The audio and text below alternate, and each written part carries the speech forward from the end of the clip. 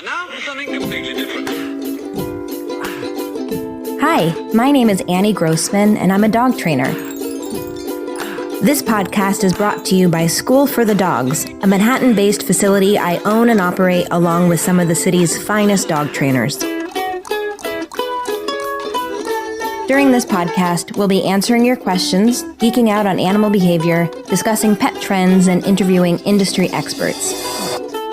Welcome to School for the Dogs podcast.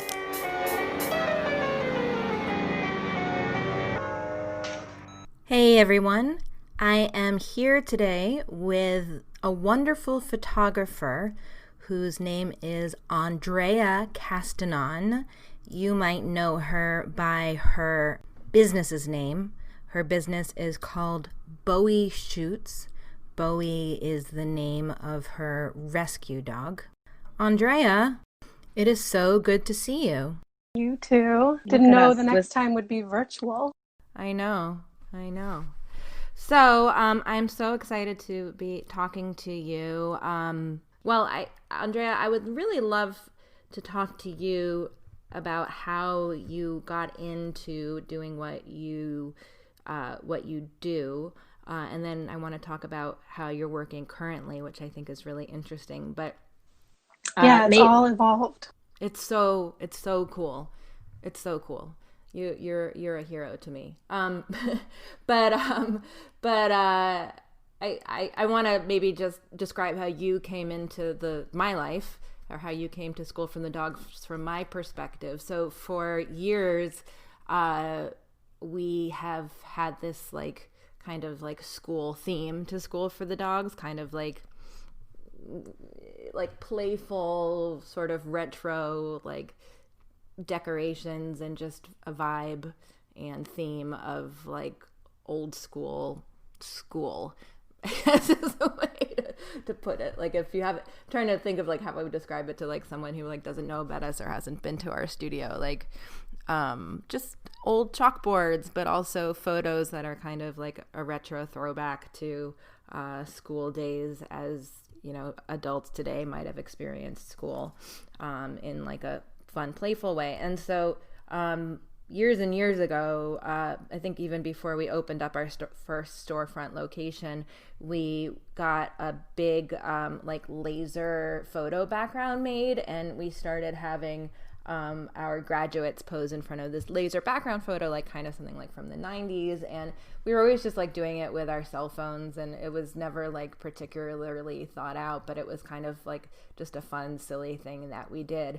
And I kept thinking we should go farther with this. It would be cool to actually have more sort of styled school photo kind of photos that we could take of graduates or puppies or whatever, just to kind of go with this theme. And I couldn't really figure out how to make that happen. It was just kind of an idea. And while this was percolating in my brain, I guess on Instagram, I saw that there was this photographer doing these adorable photos that were yearbook photos of dogs, dogs posed in the same kind of pictures that you would see for little kids' school photos. So I reached out to Andrea and I was like, you are doing what I've been wanting to do, and you're doing such a great job of it. So I contacted you, and that continues to be kind of one of your specialties, but I've talked enough. Why don't you talk a little bit about what you do and how you started to do it, and then we can get into talking more about about the new iteration of your work. The changes. Yeah. No, that was exactly what happened, which is crazy on my side. So I was working as a retoucher in the fashion industry for about 10 years. And I was kind of burnt out and looking for a way to give back to the rescue community and just a way to give back. Did you study photography in school? Yeah, so my original goal was to be a fashion photographer.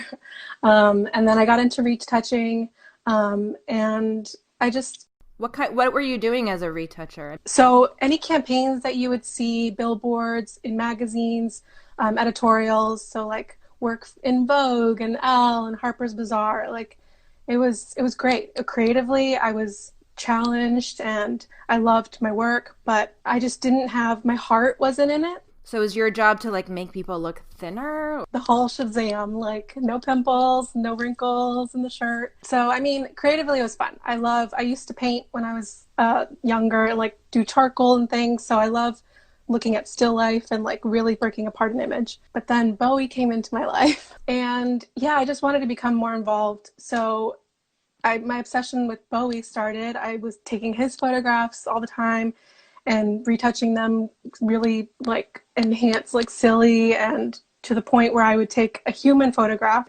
Friends who also had dogs were like, oh, I want that, or, you know, you should offer that to more people.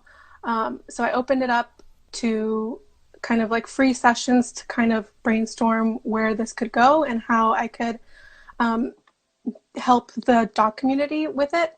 And then that's how we met. Was I somehow got in touch with a student of yours, and then she put us in touch through like a dog friend of a dog friend of a dog friend. So how did you come up with the idea of going in the direction of like kitschy school photos? So I used to, before college, I used to be a yearbook photographer. Like in high school? And I loved it. And then I did it after high school. I did it for like elementary school. So I'd actually do the kitschy like pose, smile. And I started doing that for Bowie because he's like my child, and kind of like seeing his progression through the years and his personality come through. So I thought that it kind of just like came together because dogs are so much like our children now. When did you realize that this could actually be a career for you? Because part of what I like to do with the podcast is talk to people who have careers relating to pets that nobody would have imagined, because I know that like I used to think like if you wanted to work with dogs you had to be a vet, and that was basically about it. No, totally. I did not think this would kind of snowball like it did. The beautiful snowball. But yeah, it was a weekend kind of fundraiser project, passion project of mine. And then as soon as it started becoming bigger than just a weekend project, that's when I wanted to dedicate more time. And I started focusing my energy on really creating beautiful yearbook pictures so people could blow them up as big as they wanted, or print them and frame them so they can hold up just like children's yearbook pictures, human children. And once the ball started rolling and I just kind of let it take on its life, I got in contact with Annenberg Pet Space in California. So it started popping up in various cities. And that's when I knew, okay, I need to give this my 100% and just see what happens, see where it takes me. What were the reactions that you were getting from people that you were giving the photos to, or people who saw your work? So far, everybody loves it. I really want to put out beautiful, beautiful portraits. And I think that people respect that, especially now where everything's taken on a phone and you forget to print them, or sometimes they're blurry in your phone and you don't realize it when you go to print it. So I think people are really falling in love with the quality and just the kind of you can run wild with your imagination as far as like I'm offering more backgrounds now, seasonal. Right. So talk a little bit about what your process is. I know you don't want to give too much away, but when somebody comes to one of your shoots, do they tell you what they want, and how do you orchestrate the shoot? And I should mention, for those who don't know, Andrea shoots regularly at School for the Dogs, pretty much like once a month in our little back studio. And I can say you do a lot without a lot of space. But tell us. It's great. I try to run them very similar to our human yearbook pictures from back in the day.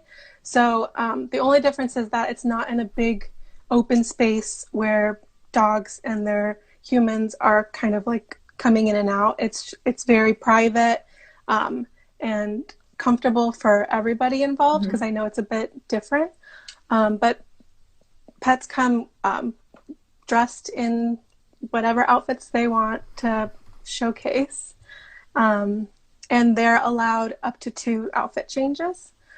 So the time, each session is about 20 minutes, and that gives them time to get comfortable in the space and sniff out all the smells. And they don't have to wear an outfit at all, right? Yeah, it's totally optional. You have some props and things that you bring as well, right? Yep. I have some bandanas, and I started collecting sunglasses to have on set. Different things like bunny ears for Easter. So yeah, I definitely have some things just in case parents forget, or maybe they change their mind on a whim on site. And you control your space very carefully. That's interesting that you have to think about that with a dog. Like, you don't want them to have a big space to run around in. No, you definitely want them focused. And I've learned a lot being at School for the Dogs. Just trying to think how they think, and making it an easy process for them to kind of grasp, and having the target area easy for them to understand. So it's nothing overwhelming. There's no crazy tricks that people need to already have taught them. It's just a sit and stay. And even that, it's not really required. If it's a puppy or something, we can work with. Well, I know you shoot often on the climb platforms that we use, and you often shoot also on like the training mats that we use. So I imagine that like dogs who've already been doing training with us are probably pretty good at knowing what to do when they get on those platforms. But even those who don't, you shoot pretty quickly, it seems. So yeah, it's kind of, they don't have the longest attention span, and I also don't want to create so much pressure that it stresses them out. It should be a fun, lighthearted experience for everyone. Which is a nice thing actually about your work, is that like you do get dogs looking happy, and so often they're in photos of dogs that might be cute photos. I see dogs like licking their lips, for example, which is often a sign of stress, or yawning, and like those are like two cute things to photograph, but they don't actually indicate like a happy dog. Yeah, and that's definitely, I don't want to portray like fake happiness. I've had instances where dogs were extremely uncomfortable, and usually the first image I take kind of before they get stunned, I'll just use that and Photoshop whatever I can from there. I don't want to overwhelm them with the light and the camera and me as a stranger. So it's definitely in their comfort zone. And what about backgrounds? So let's talk about how you shoot the photo, and then the backgrounds that you use. Do people pick their own backgrounds? Yeah. So typically at the events, I have the option of the graduation blue background, which is we have a graduation like gown for the ladies if they wanted to have it on, and then the graduation caps, black ties for the gentlemen. So everything is photographed against a gray background and then put in Photoshop. That way the sessions also still go quickly. And then they have the option of the laser background, which is more casual, usually jean jacket kind of vibe. In the future, if they wanted to update that to a spring background or a summer background, I still have the ability to, because it's all photographed against gray. Tell me now about what you're doing now. So, I mean, I would think most people would imagine that photographers are suffering right now, because it's especially people who focus on portraits, since you can't meet up with people and their dogs, etc. But it kind of seems like you have figured out how to use this moment to your advantage. Am I wrong? Well, I kind of navigated my way through the tears, the initial blunt realization that I couldn't host events anymore, and it kind of also happened in a way organically, where I was really looking forward to seeing the cherry blossoms this year and having a photo shoot like scheduled with Bowie and the whole thing, but that didn't happen. Well, you should mention that you live near DC. Yes, so I'm in Virginia now. So where you had ideas of shooting him with the cherry blossoms? Yeah, this is a personal total personal like vision that I had. And since that no longer could happen, I was going to Photoshop a spring background and have my dream portrait that way. And then that got me thinking of, yeah, I can't host these events, and I'm putting a pause on the typical school portraits with the lasers and the blue and graduation. But maybe there's a way that parents can still enjoy these photographs outdoors, creating it just like in a virtual sense. So phones have amazing capabilities now, and everybody kind of knows generally how to snap a great portrait. So I kind of just put together kind of a guideline of how best to photograph your pet. And then I still use a lot of photoshopping to enhance that photograph and sharpen it a bit more and bring out their eyes and take out any peanut butter in their beards. So there's still a lot of photoshopping involved. It's just kind of switched a little bit. And you're putting them on new backgrounds. I thought you were doing this a lot with photos though that you've already taken. Yep, that too. So it's both options. I felt for all the people that had envisioned the events happening in their cities, which I had a lot of plans to come into new cities and partner with new locations, but I didn't want to close it off to only people who had previously had sessions with us. Oh, okay. Yeah, so this way everyone is involved, and it's a fun activity to do with your dog, to set up a little photo shoot and still be able to enjoy high resolution images. And the phone taken photographs are 4x6 or 5x7 is like the best quality that you can blow them up to be printed. So it's not as high quality as, what I would shoot on site, but it's a memory. If anything, it's a memory of the time that we're living in now. I think it's excellent. You're right. It's like a fun thing people can do with their dogs that can't make it outdoors right now. Yeah. Well, and you're also going to be able to reach people who might never be able to come to any of your events, right? Yeah. I mean, do you see continuing to offer this kind of thing once quarantine is over? That's a good question. I'm not sure. I would probably need help at that point for the editing part, just because the events take a lot of time to plan and to execute, and then to come home and edit everything out. I'm not sure I'll have the time to take everything on at once. But the free foster weekend that I had last weekend was a lot of fun, and hopefully I can do something like that in the future. What was that? So I had open sessions on my website that were free to families who are fostering a pet. And it's the same kind of session where they would take a picture on their phone and I would edit it. Oh, okay. I saw this happening on your Instagram account, but I didn't realize that that's what it was. Interesting. I thought you were going, I guess I pictured you were going to shelters, but that's not what you were doing. No. Okay, so you reached out to people fostering dogs and said, hey, I want to help you get some exposure for this dog? Yeah, exactly. And create really nice pictures for dogs that sometimes the families are also busy themselves and don't know kind of the best lighting, or, snap a picture and I can maybe brighten it up and pop his eyes and make sure it's just like the best picture for his or her profile. So you did that, and what was the response like? It's been great. The families have really enjoyed it, and I'm hopeful that I can, have more exposure for each dog. I'm open to cats as well. In events, I typically don't have cats come in, just because I'm not super familiar with all their triggers and their comfort zones. But this way, cats are totally able to have their photograph taken also in the comfort of their home.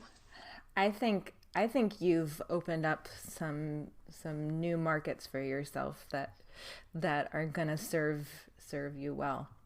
What have been some of the challenges that you've faced in starting your own pet related business, would you say? It's a gamble to go 100% into anything like this. I mean, what we're dealing with now, nobody saw coming, and I don't know, I didn't see events completely coming to a halt and everything changing to virtual. But I think in freelancing in the fashion world, that kind of helped me go with the flow and roll with the punches. So I give myself, days to be sad or angry or frustrated. But at the end of the day, you just got to keep going. You just got to try something new or try, another way of looking at it, or be open to opinions or advice. So it's definitely a roll with the punches kind of career choice. Well, I feel like I've also watched you work to both like streamline your process, like from a business side, and also focus as much of your attention as possible on what you want to be doing. Did you say that's accurate? No, definitely. It's been growth all around as a person, as a business person, and as a company, and making sure at the end of the day, I started this to help the rescue community and try and do my best in helping dogs whether it's New York or California, and just coming back to that at the end of the day, which is where these free foster sessions idea came from. I think it's a great idea. Thanks. You do donate part of your money too, also to foster groups in general, or which ones do you? Social Teas in East Village is dear to my heart, just because that's how I found Bowie, and they've been awesome. And then I work with different local ones. So in Chicago, in LA, San Francisco, each city I go to, I try and work with a local nonprofit in that area, and donate a portion of the proceeds, which generally about $300 each time I visit a city. Since I'm obviously not, I can't donate that much with this kind of, given this state. That's where the free foster sessions also came in, where I wanted a way to give back, since I can't give back in donations at this time. So this month, I'm actually working with Family First, which is an organization that helps the homeless community in this kind of time of craziness. Okay. Next month, I'll be back to donating to Social Teas. Do you ever do photos now that are beyond dogs? Beyond dogs, I've photographed cats, and my first turtle, or tortoise. I'm sorry, tortoise.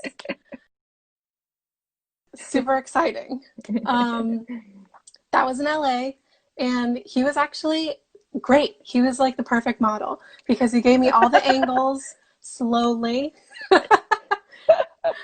And he was super easy to work with. Shout out to Rocket Larry. Has that been your weirdest or funniest shoot? Yes. And he opened the door to other pet tortoises that I had no idea was a community. So I can't wait to photograph more tortoises. And I've got my heart set on a pig at some point. I know there's one in East Village. Yeah, there are a couple. Yeah. Has that been your weirdest or funniest shoot? No, I think the funniest has been Halloween, seeing people come in with their costumes. Any major high points that you never foresaw? I didn't see my work ever going on Access Hollywood. That was a huge thing. And New York One? Yes, and New York One News. Those two things were like the biggest highlights of my year. I just couldn't believe it. And then afterwards, really I was just crying. Well, like I said, now people who see that kind of thing will be able to maybe work with you even if they're not coming to you for a shoot because of your online presence.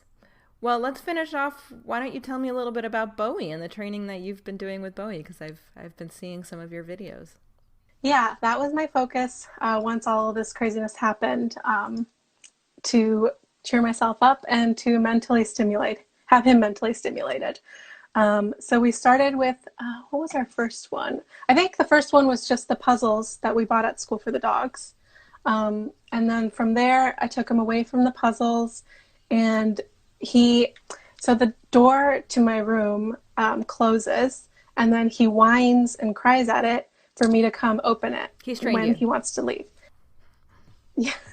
So I put a rope on the handles, and now he can open the door by himself. He can just pull it, and then he would leave the door wide open. So I now have taught him to close the door on his way out. So that's the biggest one that I've conquered with him. But so great.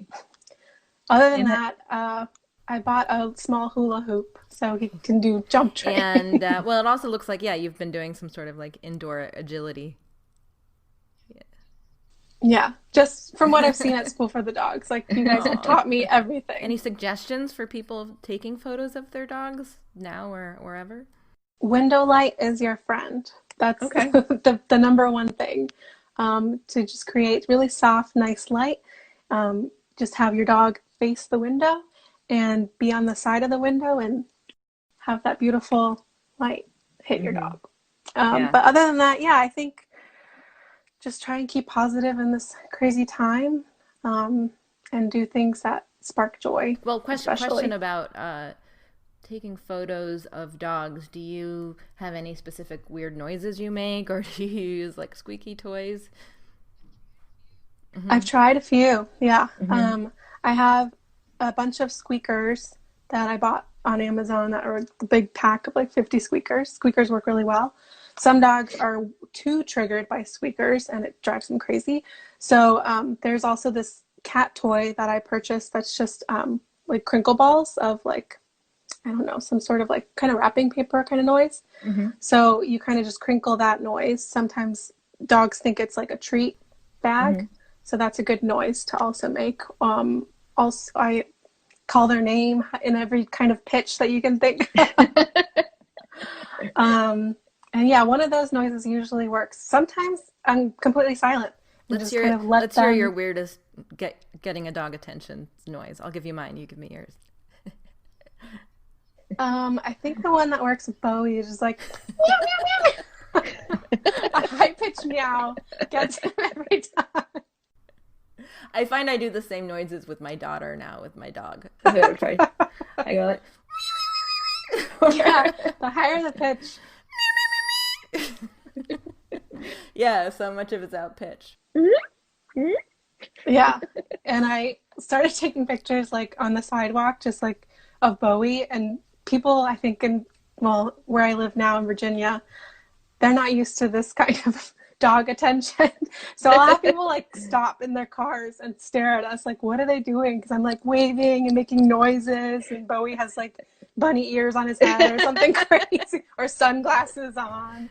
Whereas in New York City, people are just like, yeah. People are like, oh, that's just a crazy dog lady. Oh, I like making like trill sounds, like brrr. Oh, I need us to try that. This whole conversation really was just an excuse to make sounds. To hang out with you and make funny sounds, yeah. All right, Andrea, I think you're awesome. I'm so glad that we've been able to work together. Yeah, I'm so appreciative of you allowing me to come photograph at the school and us working together for so long. Like, yeah, it's been incredible. You can learn more about Andrea on her website, BowieShoots.com, or on Instagram, where she is at BowieShoots. Special offer for listeners of this episode. We printed up some cute stickers that say, train your dog without pain using your brain. If you'd like one, go to schoolforthedogs.com/brain sticker and I will mail you one, completely free of charge.